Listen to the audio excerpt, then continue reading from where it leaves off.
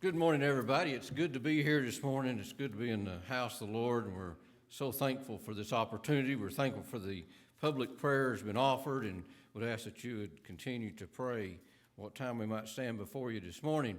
I really enjoyed being here last Sunday, and very much enjoyed Brother Kenny's message on fear, and I amen wholeheartedly. I had several people told me after services last Sundays that that's the best sermon I've ever heard Brother Kenny preach. I don't know if I go that far, but it's pretty good. It was very good and very timely, and we needed a message like that during this time. Before we try to take our text this morning, I want to ask you to put in yourself in your mind about 70 to 75 years ago. And World War II had just ended, just a few years before. And during that awful time of World War II, when many of our friends and neighbors and kinfolks received the word, your son, your husband won't be coming back. They died in battle. So they had that horrible time of real fear. And then the war was over. And then there was great rejoicing. And it wasn't but just a few years after that time that a new fear reared its head. As you remember, near the end of World War II, we had dropped 2 atomic bombs. And then the major powers of the world all had atomic bombs. And there was great fear. We were living in an atomic age, and there was great fear at any moment that Russia would bomb us. You know, I can even remember growing up in the late 60s and early 70s and still having vestiges of that fear among us. The people that was talking about the bomb shelters and all the different things that they had there. And so we had this great fear, very, very similar to the state of fear that we're living in now. And in the midst of that time, the great Christian apologist, C.S. Lewis, issued a short little essay about that time. And I'd like to take the time this morning to read it to you. It's less than a page long. It won't take very long. And I read it this week, and it brought a great comfort and some stark realization to my mind. Here's what C.S. Lewis said. Remember, this was written in 1948. He said, "In one way, we think a great deal too much of the atomic bomb. How are we to live in an atomic age? I am tempted to reply, why?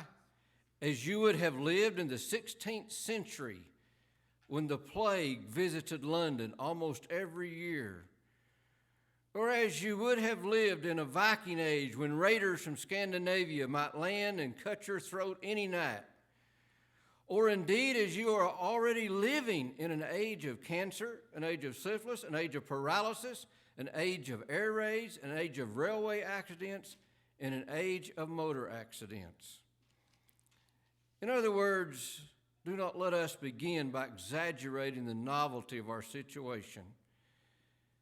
Believe me, dear sir or madam, you and all whom you love were already sentenced to death before the atomic bomb was invented." I think that's an important sentence in this little essay. And quite a high percentage of us were going to die in unpleasant ways. We have, indeed, one great advantage over our ancestors, anesthetics, but we have still that. It is perfectly ridiculous to go about whimpering and drawing long faces because the scientists have added one more chance of painful and premature death to a world which already bristled with such chances, and in which death, now notice this sentence, and in which death itself was not a chance at all, but a certainty. This is the first point to be made. And the first action to be taken is to pull ourselves together. If we are all going to be destroyed by an atomic bomb, let that bomb, when it comes, find us doing sensible and human things.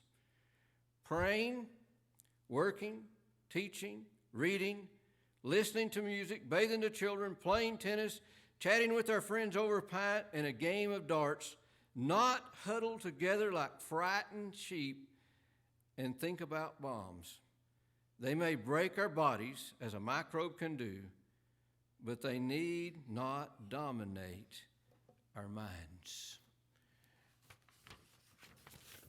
I was very impressed by those words that was written over 70 years ago and how it could apply to our situation. Oh, this disease that's going around is real. There are people that are dying. But there is a great panic. And as C.S. Lewis said, we all need to remember that we're all under a sentence of certain death anyhow.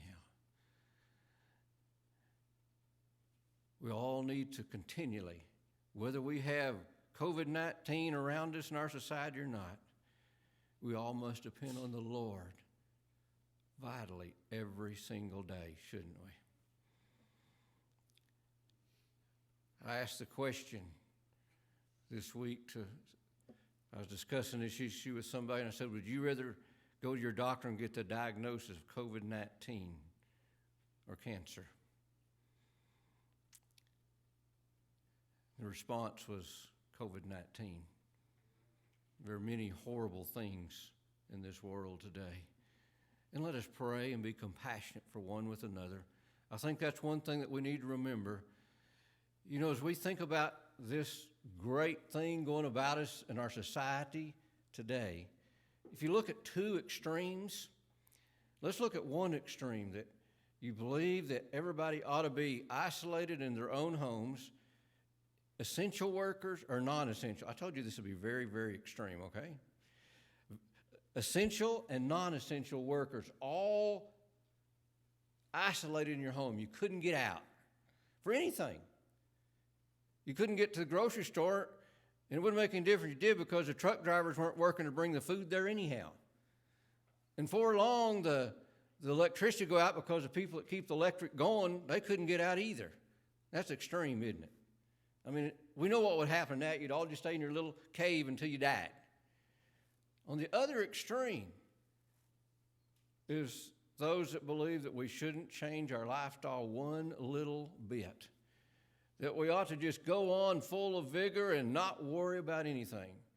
Now, the reason I want to point to extremes is that all of us here in this room and all of the congregation here that's not here this morning for whatever the reason may be, all of us are between those two extremes, aren't we?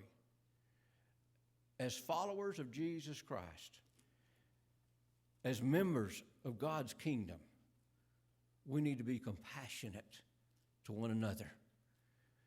If I'm over here and somebody else is over here, I need to be compassionate to them. If I'm over here and I know somebody over here, we need to be compassionate and understanding to them. You know, this thing could easily divide churches. This could easily divide families. It's very important for us, in the middle of disagreements on how things should be, that we let charity and love rule in our hearts. Now, enough of that. Let's get on to something important now. I want to begin in Proverbs chapter 18, verse 24, a very familiar verse. And of course, as one person said, you shouldn't even say it's a familiar verse, because if the people listening to your Bible readers is familiar, if they're not Bible readers, it's not going to be familiar anyhow. But here's one we've heard so many times. Proverbs 18 and 24. A man that hath friends must show himself friendly, and there is a friend that sticketh closer than a brother. I'd like to speak to you for a little while this morning on friends. And actually raise a question to you as you leave here this morning. I would like for you to ask yourself a question: am I being friendly? The first part of this verse is, if you have friends, you must show yourself friendly. Are you being friendly today?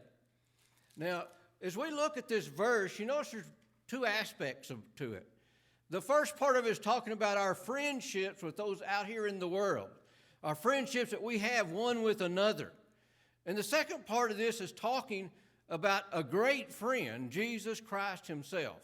Now, so often when we use this verse and as a text, we always go on that last part talking about Jesus Christ and the friend that sticketh closer than a brother.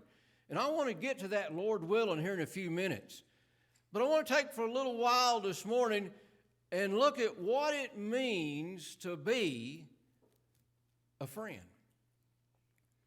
Now, I could open up my Facebook account, and I could perhaps, I'm not sure the rest of you, I could perhaps be a little bit boastful and talk about my 600 friends on Facebook. Now, some of you may say, well, that's nothing. I've got 2,000. Well, the friends we're talking about this morning are not just Facebook friends. You know, I've got a lot of, it's over in, I think it's Exodus 33. It talks about Moses meeting the Lord face to face as friends. You know, friends should meet face to face. That's what I'm talking about. Those, not a Facebook friend, but a friend that we know and we meet face to face. You know, in the scriptures, there's many accounts of friendships. I think about the friendship between Abraham and his nephew Lot. Now, probably your minds just quickly jumped ahead when I mentioned Abraham and Lot to the time when they came to a point where they were traveling together and their herds were so big that Abraham said, the land can't bear us. You pick one way and I'll go the other way. Now, that was a good, godly thing to do from Abraham's standpoint, but that's not what I'm talking about as being a friend. Because if you go to Genesis chapter 14, the very next chapter after what we just talked about, you'll find that as Lot goes towards Sodom, and if you notice the progression, he set his eyes that way, and then he went in that direction, and the next thing you know, he's right down there in the middle of the city sitting on the city council. I mean, that's the way of progression of going to the things of the world. You know, you've got to keep your eyes from going in that wrong direction. But anyhow, Lot was down there in Sodom, and a group of kings came in and carried away all the great inhabitants of the city. Lot was taken, his family was taken, all of his possessions were taken away by this king. And a man escaped from that group that had been taken away, and apparently he knew of Abraham, knew of his relationship to Lot, and so he went and he told Abraham what had happened. And now we're getting to the part where we're going to see true friendship. Abraham gathered up the men of his house, over 300 of them, of all the servants and their children, and all of them that was old enough to go to war. And he took them, and he chased after his friend. And he rescued his friend Lot. And not only did he bring Lot back, he brought Lot's family back, and he brought all of Lot's goods that had been stolen back. That is friendship. Putting your life in danger for your friends. I think of the friendship between David and Jonathan. If you go to 1 Samuel chapter 18, you'll see that after David had slain Goliath, and it tells us after all that was over and they came back after that battle, that David and Jonathan became very close friends. A friendship and a love between them that was greater, it says, than the love that either one of these men would have for their wives. It was a great friendship that they had between the two of them. It says their souls were knit together, and they became great friends. And then you turn a few chapters later over into chapter 20. And here David is about to flee from Saul once again, because Saul is trying to kill David. And David and Jonathan meet. And Jonathan tells David, and you can read that whole chapter there, but let me kind of sum it up for you in this. Jonathan knew that as Saul's son, he had a right to the throne. But Jonathan also knew that the Lord had anointed David to be the king. Jonathan knew he would never sit as king over Israel. I wonder how that affected his friendship with David. Not at all. You see, if you're true friends with somebody, you'll willingly give up a lot of things. And you know, really, Jonathan was putting himself in danger even talking to David. You know, there in chapter 20, Saul and Jonathan were visiting together, and Jonathan was pleading for the life of David. And you know what Saul, his father, did? Took a javelin and tried to kill him, his own son. See, Jonathan put his own life in danger for his friend. How friendly are you today? Would you put your life in danger for your friends? You say, well, I'd have to wait till it happened to see. Well, that's true, you would. But don't worry, I'm going to get it down here in a little bit where you can really, really chew on it in real life here in just a moment, Lord willing. So here are these good friends, David and Jonathan. And we talk a lot about King David. I think Jonathan was a great man too, a great one too. But a few years down the road, there was a man out on the battlefield named Uriah. He was a Hittite. And the King David called him to come back and give a report before the king. So here Uriah the Hittite was in battle. He was taken out of battle by the king to come to the king's house, taken away from a place of great danger where his life was in peril every moment of that battle, and going into the king's house where it's not only safe, but you had the king's food and all the benefits of being in the king's house. And Uriah the Hittite was brought in to King David. Wouldn't it be nice to have a friend like that would take you from danger? Well, perhaps you already know that David was playing like a friend, but David wasn't very friendly. In fact, the only reason that David called Uriah the Hittite in was to cover up his sin with Bathsheba. And the end result, as we know, he sent Uriah, this apparent friend, to a certain death on the battlefield. Murder, if you will. I think of other so-called friends. Go back to the time of Joseph. In Genesis chapter 40, when Joseph is thrown after he was in Potiphar's house, he was thrown unjustly into prison and became friends there with Pharaoh's former butler and Pharaoh's former baker. And he was friends with them there, and Joseph interpreted their dreams, and the baker was restored to his position 2 years later before he even remembered his friend. He said, well, that's not much of a friend, is it? Here's another point of friends. You don't ever forget your friends. whether they're going through good times or bad times. Don't forget your friends. Well, let's think about some other marks of friends. And some of them, while I'm here in Proverbs, let me just turn back to one here that should be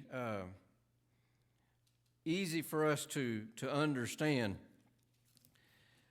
In Proverbs 17, we can read about, that may not be in 17. In here, I can't find it right now, but it's in Proverbs 17, I promise you. Oh, wait a minute, here it is. Verse 9. I knew it was there. Verse 9. He that covereth a transgression seeketh love, the he that repeateth a matter separateth very friends. You know anybody who's a gossip? Do you want to be their friend? I mean, it's dangerous being friend with a gossip, isn't it? I mean, if you have somebody that's a friend that you know has a habit of telling stuff, they're not going to be that great a friend because you got to watch what you tell them. So a friend covers for friends. He that repeateth a matter separateth very friends. And you know, that is doubly important in the church between brothers and sisters. You know, there's probably a number of you people out there in the congregation this morning that could tell something about me that would be, you know, very embarrassing, and you could tell it to Brother Kenny or Brother Dylan or Brother Fred or somebody, and they may not want to be around me anymore. But if I had a friend, you know what they do? They wouldn't tell it. And I'm sure that would apply to all of us here to a certain extent. So a friend is not going to spread gossip about their friends. And then I think of Ecclesiastes chapter 4. Ecclesiastes chapter 4. Beginning in verse 9, it says, 2 are better than one because they have a good reward for their labor. 2, what is that talking about? Friends. 2 are better than one because they have a good reward for their labor, for if they fall, the one will lift up his fellow. But woe to him that is alone when he falleth, for he hath not another to help him up. And again, if 2 lie together, they have heat, but how can one be warm alone? And if one prevail against him, 2 shall withstand him. And a threefold cord is not quickly broken.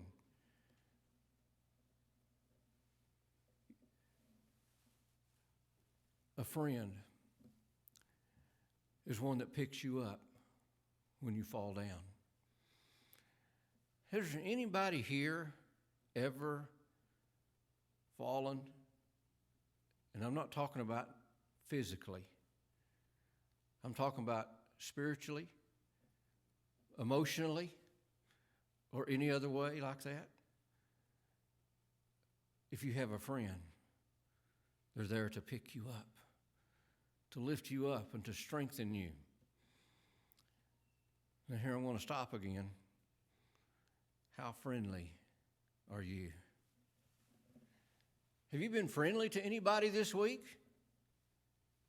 I mean, I started to say that I hate to be mean and ugly about it, but I got to the point where that don't bother me anymore. Doesn't bother me to be mean and ugly anymore. Have you been friendly to anybody this week? Have you seen anybody that's cast down and discouraged? One of your friends. Have you lifted them up? Have you strengthened them and encouraged them when they're down? And then it says, how can 2, when 2 lie together, it says, be warm.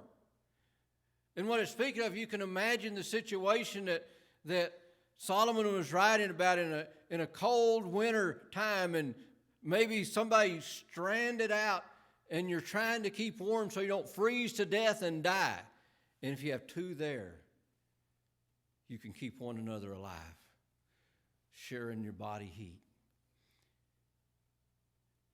Are you that way with a friend to provide their needs for them in difficult times? Perhaps we should mention that a friend is one who comforts one another. You remember when Job, in Job chapter 2, had lost everything that he had. He lost everything he had except one thing, well, two things. He had his wife and his life. That's all he had left. Well, I guess we could add his faith in God, but anyhow, I'm going to have to quit thinking, or I'll have to keep numbering stuff. But anyhow, after he lost his health, his children, his farm, his ranch, his trucking business. You say, well, Job didn't have a trucking business. Yes, he did. He had camels. All right? That's a trucking business. All right? He lost all of that. And he had 3 friends that came to comfort him. And those 3 friends came and sat with him and brought great comfort to him for 7 days. He said, wait a minute, I thought the Bible said they were miserable comforters. Didn't Job call them at the end of Job miserable comforters? Yeah, he did. But for the first 7 days, they provided a great amount of comfort to Job. What happened at the end of 7 days? They began to talk. That's when they went from being a good comfort to bad comfort. A comfort in a friend is the presence of your friend. Just the mere presence of your friend is a comfort. I used to really be concerned whenever I'd go into a family that had lost a loved one. Maybe it was a young child that had died away. Maybe it was somebody died in an accident. Maybe somebody had died after a sudden illness or a long illness. And I'd go in and I'd meet with the family, and I'd be real worried because I wouldn't know what to say. And I finally figured out the important thing is not what I said. The important thing was I was there. That's what true friends are. And you know, the more I read the book of Proverbs, I try to read at least one chapter of the book of Proverbs every day. Whatever day of the month it is, I read that proverb, the Lord willing. And many a times, I find this principle in one of those proverbs. When somebody's downcast or, of something bad's happened, you try to reason with them. You ever tried to reason with a person who, say, their 6-year-old child just died in an accident? You can't reason with them. They're not going to be cheered by song or by logic. You know what is going to cheer them up? You sitting beside them and putting your arm around them. Being there. How friendly have you been this week? Have you been a comfort to those like that? Now, I've been nice too long. Let's go over to Luke chapter 11. Luke chapter 11, the Lord gave a parable. The story here, Luke chapter 11, verse 5. Here the Lord is speaking. And he said, which of you shall have a friend, and shall go unto him at midnight, and say to him, friend, lend me 3 loaves? For a friend of mine in his journey is come to me, and I have nothing set before him. And he from within shall answer and say, trouble me not, the door is now shut, my children are with me in bed, I cannot rise and give thee. I say unto you, though he will not rise and give him, because he is his friend, yet because of his importunity, he will rise and has give him as many as he needeth. Now, this is a simple illustration of friendship, one from Jesus Christ himself. And the example he gives in your home, it's 11 p.m., and you turn the lights out, you've got everything taken care of, the kids have already been put to bed, everything's laid out ready, you got everything ready, the coffee pot's ready, the next morning all you got to do is plug it in and you'll have hot coffee. You got everything perfect and ready for the next day. And a friend comes and says, I need help, I need something. Nope, I've already got everything ready for tomorrow. I can't be bothered. I don't want to mess up everything I've already got set out for tomorrow. Will a true friend do that? No. A true friend will get up and help his friend. And do you notice what he said he would give him? You know, the friend asked for 3 loaves. What did the Lord say a true friend would do? He was give him as many as he needs. Now, the reason that this subject has been on my mind all week long is because of this point right here. Let's take this parable and modernize it just a little bit. I'm sitting in my home. I just come in from work. And I came in from work and have my nice house there. The pantry's full of groceries. And I pull up my bank account on the internet and I see where my paycheck just hit the bank account. And I've got all this money sitting in the bank out here. And I said, while I'm on the internet, I'm going to go over and check, see how my 401k plan did this week, how my retirement plan doing. And then a friend calls. Man, I've got a problem. I lost my job. You know anybody that said that this past month? I've known some. I need some help. Well, you know, I'd really like to help, but, you know, I have to pay a penalty if I take money out of my retirement plan. And I'd really like to give you some of my bank account. You know, I've got some in my checking account, but I'm saving that for my vacation to Hawaii next summer, so I really can't give you any. You know, all I can really spare is about $2.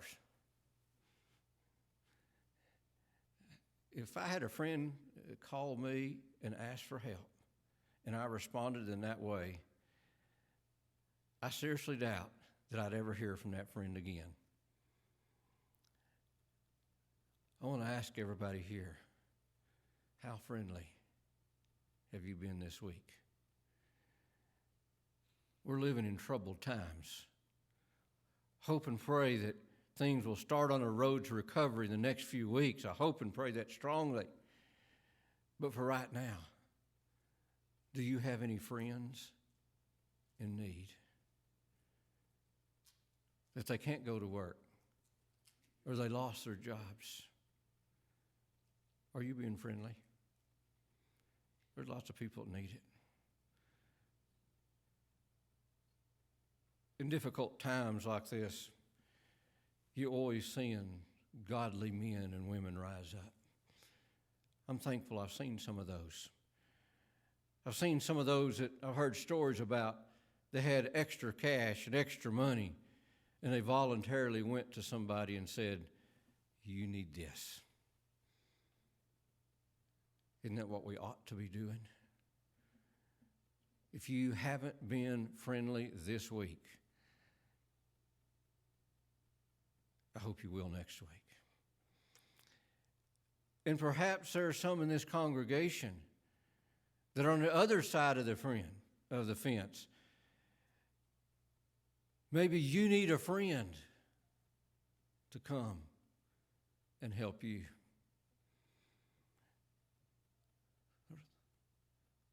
Let's be friendly. We need to be friendly, especially in the household of faith. We need to help one another. Perhaps if this plague that is upon us, and some people are wondering if this is sent by God to humble his people, and I don't know that. Only the Lord knows that. Brother Kenny mentioned that last week.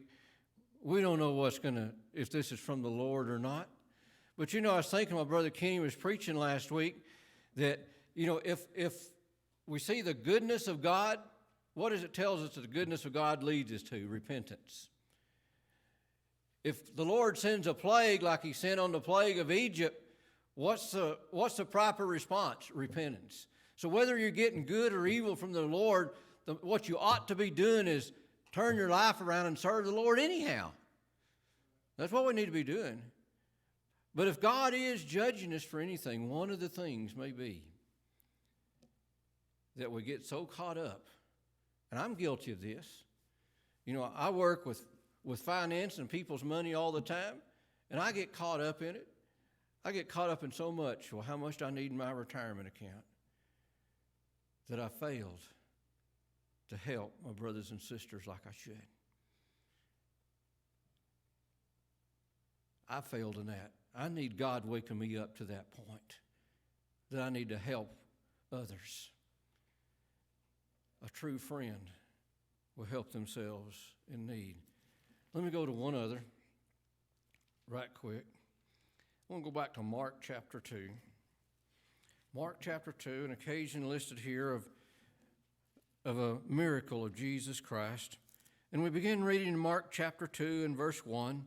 And it says, "And again he," speaking of Christ, "he entered into Capernaum, and after some days it was noised that he was in the house. And straightway many were gathered together, insomuch that there was no room to receive them, no, not so much as about the door. And he preached the word unto them. And they come unto him, bringing him one sick of palsy, which was born of 4. And when they could not come nigh unto him for the press, they uncovered the roof where he was. And when they had broken it up, they let down the bed wherein the sick of the palsy lay." Y'all remember this story, right? Here's this man that was sick of the palsy, couldn't walk. He was on a bed. His 4 friends, all right? Remember that. This guy's blessed. He has 4 friends. 4 friends pick him up, take him to where Jesus Christ was, because they had faith that they could take their friend to Jesus Christ, and Jesus Christ would heal their friend of his sickness. They had that faith. Then they got there. They couldn't get in. Crowd of people, packed. You couldn't even get to the door, according to this account. They couldn't even get close to the door. And these 4 friends said, "We gave it our best shot. We'll just have to try it another day." Is that what they did? No, they had faith that their friend was going to be healed. And I don't know how they got up on the roof of this place. They got up on the roof. They tore the tiles off the roof, lowered the man through the hole in the roof down in the room where Jesus Christ was. Why did they do that? Their friend was sick, and they wanted him healed. And they believed that Jesus Christ could heal him. Now, here's the point on one of this. Notice what verse 5 says. Here's the point. "And when Jesus saw their faith, he said unto the sick of the palsy, Son, thy sins be forgiven thee." Now, I'm not going to go through the rest of this account. We know the man was healed. But here's the point I want. Jesus Christ did not say, when Jesus saw his faith, speaking to the one of the palsy, he said to the sick of the palsy, "Rise." That's not what he said. You know what he said? When Jesus saw their faith. It was the faith of the friends. I don't know whether that man sick of the palsy had faith or not. I think he did. But I know his friends had faith. They brought him there. He saw their faith. And because the faith of these individuals, these friends, he healed this man of his sickness. Now I'm going to ask that same old question again. How friendly have you been this week? You see, this man was healed not because of his own faith, but the faith of his friends. I'm certain there's times that the Lord has blessed me because of the faith of my friends and my family. I'm certain that the only reason I survived childhood was the prayers of my friends that was also called my parents. You know, if they wouldn't have been praying for me, no way I could have survived. I don't think I could have survived as well as I did my life now without my friends And the ones I'm thinking about right now is my bride and my family. You know, I figured this theory out a long time ago, that when I try to stand before God's people and preach the gospel, I want God to bless me. I really do. I want God to bless me where I can preach the truth and preach about Jesus Christ. I really want to lift people's spirits up and teach them some things. But I know that I'm just a man. And sometimes I know I don't deserve God blessing me in that way. You know, if I've had a busy week and I haven't spent hardly any time in the Bible and I've been so busy I haven't prayed like I ought to, and my mind's wandered into ungodly places it shouldn't go to, and I sit down on Saturday night and I say, Lord, bless me tomorrow with this great, wondrous sermon so I can lift everybody up. I can't pray that. You know why? Because I know I'm unworthy. I'm unworthy of it. So you know what I figured out a long time ago? That when I go to the Lord, I hate to tell you all my secrets, but when I go to the Lord, you know what I ask? Lord, those poor people at the church tomorrow, they really need something good. I mean, those poor spiritual starving people, bless them. You know, bless me to say something that will help them. And I firmly believe that there's been times that the Lord has blessed me to preach the gospel, not because of me, but because of you out in the congregation. Now, we live in this difficult time. As I mentioned, I've got friends that aren't working. I've got friends that have lost their jobs already permanently. You know what I should be doing? Praying for those people. I need to be praying, Lord, provide for them. Bless them with a job. Bless them with help. Bless them with what they need. You know, one of the sad things is I saw a survey a while back, and I survey a study, that one man was predicting that during this shutdown, when everybody's home at all this time, they've lost jobs and all this, that some of the experts were predicting that during this shutdown there would be 77,000 suicides. Have you prayed that your friends will be lifted up spiritually and won't be one of those? We ought to be, shouldn't we? For our friends that are struggling during this time, let's pray. If you're a friend, have faith in God and pray for your friends. Friends are needed more than ever. More than any other time in my lifetime, we live now where we need friends. And again, I ask that question.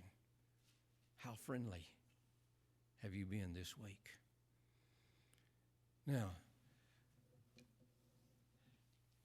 we think about that verse we started out with. A man that has friends must show himself friendly. And there is a brother that sticketh closer than a friend. There's sometimes that we have needs, and we're fearful of going to our friends and telling them our need. Whether we're ashamed of a physical need, a financial need, or a job, or food, or whatever it might be, direction in life, sometimes we don't go to our friends. But this morning, aren't you thankful that we have a friend that sticketh closer than a brother? We have a friend that knows every need and every heartache. We have a friend that knows every thought that we have, every pain that we feel. We have a friend that knows that and understands that. And we have a friend by the name of Jesus Christ. And here is a friend that was a true friend. Now, we went through all of these different things in the Old Testament and the New Testament, kind of showing you the things that a friend should do. And Jesus Christ has done all of them. You know, I've had some friends in my life, and something came up, and I was no longer friends with them. Aren't you glad that is not the case with Jesus Christ? I love Romans chapter 5 and verse 8. But God commendeth his love toward us in that while we were yet sinners, Christ died for us. Can you imagine if Jesus Christ, our great friend, the one that sticketh closer than a brother, if his friendship would have been like the friends that we have here in this world, and something happens, and they're no longer your friend? Here, this verse tells us that even when we were enemies to Jesus Christ, when we didn't like him, he was friend enough for us that he came to this earth and died upon the cross for us. You think about all these things of friends. You think about Abraham that put his life in danger as a friend to save his friend Lot. You think of other friends that have put their whole well-being in jeopardy to help a friend. But then we come to the ultimate friend, Jesus Christ. He came unto some people that he loved that were his friends. Even though his friends hated him, even though his friends didn't follow him and walk in his paths, you know what he still did? He saved them eternally. That's a friend. That's a friend. What a friend we have in Jesus. The friend that died upon the cross. Whatever need that we have, he provides it. When we breathe our last here on this earth from whatever sickness that may be, whether it may be from COVID-19 or cancer or heart attack or whatever else the difficulty may be, I'm thankful that we can draw our last breath knowing that our friend Jesus Christ has a place for us in heaven. As we go through all of these troubled times, let us look to something sure and unchanging, Jesus Christ, our ultimate friend. May God bless you.